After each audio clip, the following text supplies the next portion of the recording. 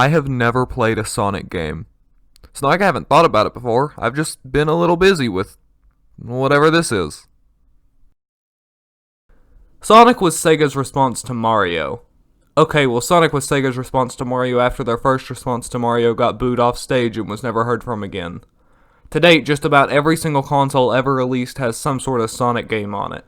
The original Sega Genesis game even got an excellent remaster on mobile that runs in glorious 16:9 and was made by the same guy who worked on Sonic Mania. But since Sega refuses to bring this version to consoles and PC, instead opting to just release a Genesis ROM over and over again, that's what we're going to be playing today. Quick side note, I actually stream this game live on my Twitch channel. Go check it out, link in the description below. Okay, shameless plug out of the way. On with the game.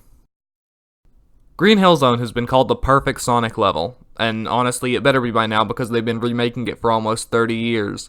It really is a good stage though, and it gives you a chance to rack up extra lives and even continues that you will definitely need later in the game. Collecting 50 rings by the end of any stage allows you to access one of 6 bonus stages where you can nab a Chaos Emerald. Yeah, they don't really do anything in this game. There are only 6 unlike the 7 in later games, and if you get them you get to see some flowers on the end credits. Yay! Collecting 50 rings in one of the bonus stages will award you a continue, letting you keep playing after a game over, and getting 100 will give you an extra life. Grabbing 100 rings in any stage will also grant you an extra life, and there are some that can be found scattered across stages as well. There are plenty of chances to get extra lives and continues, you just have to know where to look. Marble Zone. I really like this one. Everyone seems to hate it, and I guess that makes sense. It's pretty slow and definitely doesn't scream Sonic, but I don't know, I really like the music and the colors, and I just had a good time playing it. Spring Yard Zone. Finally, I can fulfill my lifelong dream of becoming a pinball. This one's pretty good. It's a fun concept for a Sonic level, and you get a chance to collect lots of rings, which is always fun. And there's some really awesome speed sections as well. One thing that I thought was really cool about this zone was the secret passage in Act 1. For a while I was confused. It was just a dead end with a few rings. It wasn't until Act 2 that I found this secret area, which is a huge shortcut and it gives you an extra life. This is one of the things a lot of people like about Sonic. There's no one way to complete a stage. There are tons of alternate routes that give the game tons of replayability. This next zone is so despicable, so evil that for fear of speaking it out loud, most people simply refer to it as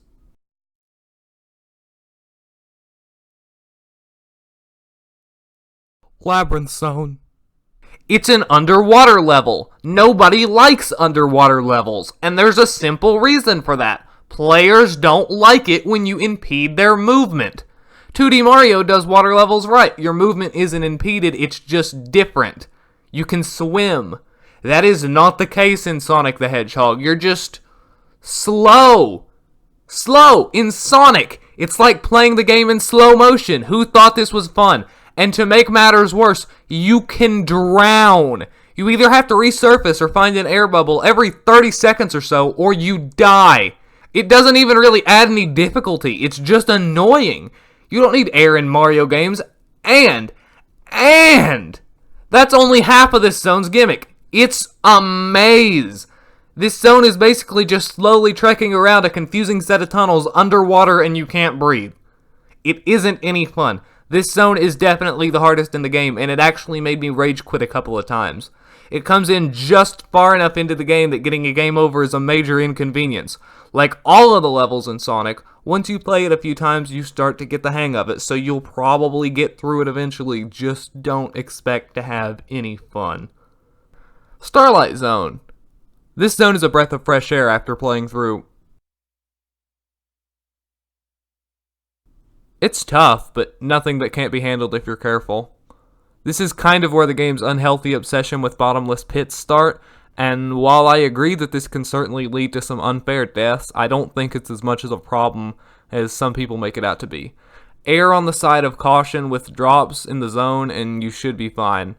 Oh, and the boss fight in this zone is actually really fun. I wish they had switched it up a little bit more like this in other zones.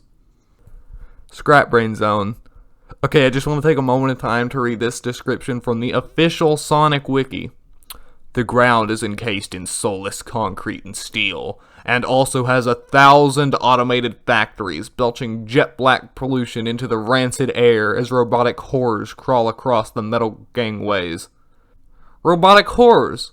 Because my first reaction to seeing this is... Seriously though, the first 2 acts are tough. Have you ever played through an entire level on invincibility frames? I have, and it's pretty rough. Alright, Act 3 almost made it to the end. Let's... Nope, I'm done. This is stupid. This game is stupid. This level is stupid. This video is stupid. Skit's over. I have no idea why they thought this was a good idea. I hear this act is extremely difficult due to the scarcity of air bubbles, but I wouldn't know because I took the shortcut at the beginning and finished the act in like half a minute. Final zone, by far the shortest zone in the game, because it's literally just a boss fight. It's a pretty tough boss fight. You don't get any rings, so you're one hit throughout, but like most of the other boss fights, you'll get the hang of it easily after a few attempts. The original Sonic game doesn't seem to get much love, and it's probably because people who have played later, more refined Sonic games have a hard time going back. But as someone who has never played any later Sonic games, I can say that the original still stands on its own as a really solid title. It definitely has its fair share of problems. Not every zone is great, and the game seems to push trial and error a bit too much, but I would still recommend it to anyone who hasn't played it. Now please, Sega, bring the Christian Whitehead version to PC and consoles. Right, boys, it's everybody's favorite part of the video, the part where I go off script to talk about social media and stuff, so there's a place to put the subscription button. You know my social media, you know my username, I'm not hard to find, it's all in the description below. Obviously, leave a like, I very much appreciate it, subscribe, ring the bell, all that stuff, watch my videos that I'm going to make in the future, I promise, definitely.